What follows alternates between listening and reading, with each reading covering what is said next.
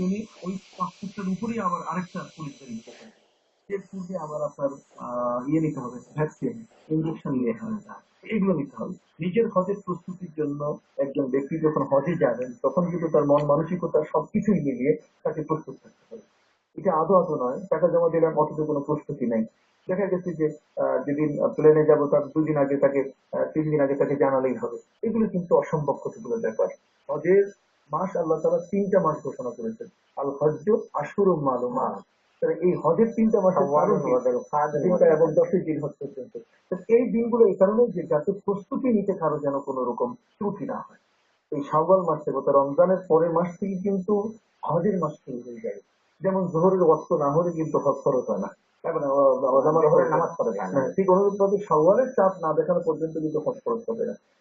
যাদের উপরে অলরেডি হজ ফরজ হয়ে আছে এবং যারা হজে যাবেন এমন সামর্থ্য আছে তাদের জন্য সর্বপ্রথম যে দায়িত্বটা তাদের মুআল্লিম কি অন্তত এই 25 থেকে 27 তারিখের মধ্যেই যেন তারা নিজ এজেন্টের কাছে অথবা সরকারে যারা যেতে চান সরকারের কাছে তারা এটা দেবেন। যদি এটা না দিতে পারেন পরবর্তীতে কিন্তু এদেরকে রিপ্লেসমেন্ট করা অথবা তাদেরকে সেই অন্তর্ভুক্ত করা কিন্তু সহজ হবে না।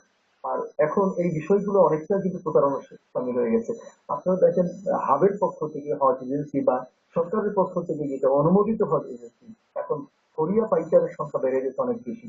মধ্যস্বত্বভোগী গ্রামগঞ্জে বিভিন্ন জায়গায় কিছু লোক এমন আছে যাদের কোনো হজ লাইসেন্স নেই, যাদের এই ধরনের কোনো পারমিশন নেই, এরা কিন্তু দেশার্থে হাজি সংগ্রহ করছে। সরকারের ঘোষণা 2,95,000 টাকার জায়গায় তারা কিন্তু 2,30,000 2,20,000 টাকা নিচ্ছে। আমি আমার শ্রদ্ধেয় হাজি যারা হজ করতে যাবেন আমি হজ যাত্রী ভাই বোনদের উদ্দেশ্যে বলবো হজ কিন্তু সস্তায় নয়। সস্তায় কিন্তু হজ নয়। হজ খরচ হওয়ার জন্যই তো সরকার একটা টাকার অ্যামাউন্ট তারা নির্ধারণ করেছে। সরকার তো একটা দেশের নাগরিকদের অভিভাবক, অতএব নাগরিকের অভিভাবক হিসেবে সরকার সেই সরকারের সাথে খাওয়া দাওয়া ট্রান্সপোর্টেশন চার্জ প্লেন টিকিট সবকিছু মিলিয়ে একটা নির্ধারণ করেছে। তা না করে এই ফরিয়ারা এই মধ্যস্বত্বভোগীরা মাঝখানে 2,20,000 টাকায় 2,30,000 টাকায় এই হাজিদেরকে নিয়ে এই দেশের বদনাম করে এদেশের এবং এরা যে সমস্যাগুলো পড়ে আমরা সেটা শুনবো তার আগে একটা ফোন নিয়ে নেব ইনশাআল্লাহ। জি দর্শক সালামু আলাইকুম। ওয়ালাইকুম আসসালাম। ভাই কে বলছেন করতে সাভার থেকে শাহিদ বলছি। জি সাহেব ভাই বলুন। আমার একটা প্রশ্ন, একটা খবর শোনা যাচ্ছে যে এবছর সৌদি সরকার 60 বছরের বেশি বয়সী লোকদেরকে ভিসা দিবেন না মিডল ইস্ট ভাইরাসের কারণে।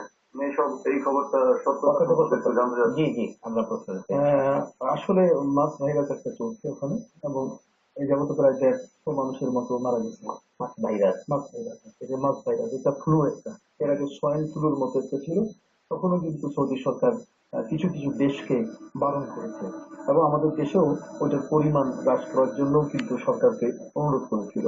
তো এই একটা বিষয় কারণ এই মাছ ফ্লুটাকে ইয়ে করা প্রতিরোধ করার মতো ক্ষমতা 2জন ব্যক্তির নেই। একটা হচ্ছে ছোট্ট শিশু তারও নেই, আর একটা হচ্ছে বয়োবৃদ্ধ ব্যক্তি যে তারও নেই।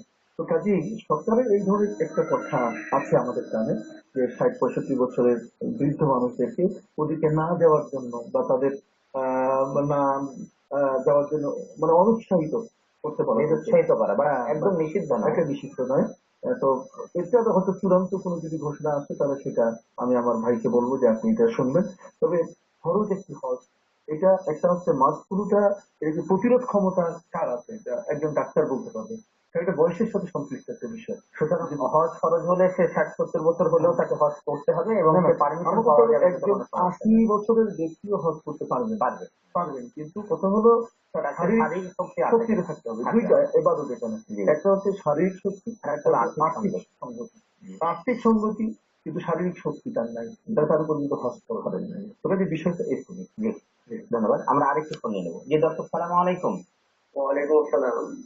জি ভাই আপনার পরিচয় থেকে আবু ওবায়দা বলছি। আবু ওবায়দা, জি ভাই বলুন।